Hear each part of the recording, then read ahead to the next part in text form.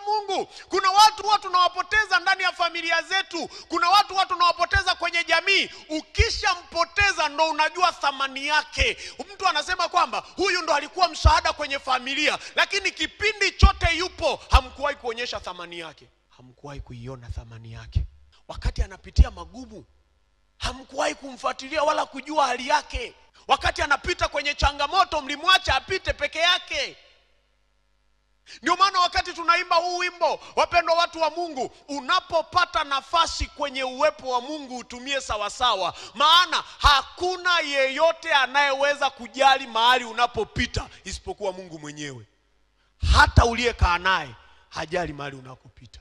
Sasa wewe ukifika kwenye uwepo wa Mungu alafu ukamuogopa mtu ambaye umekaa naye, huyu ambaye hawezi kukupa oksijeni, hawezi kukupa chakula, hawezi kukupa chochote, hawezi kukuponya, hawezi kukusaidia, hawezi kukushika mkono, hawezi kuwa na wewe wakati wote, wakati wa usiku, mchana, asubuhi na jioni, mpendwa, unajidanganya. Ukipata nafasi mbele ya uwepo wa Mungu, utumie sawasawa. Usije ukaangalia watu wetu watanionaje kwamba napiga makofi. Sikiliza, hakuna mtu anayekuchangia oksijeni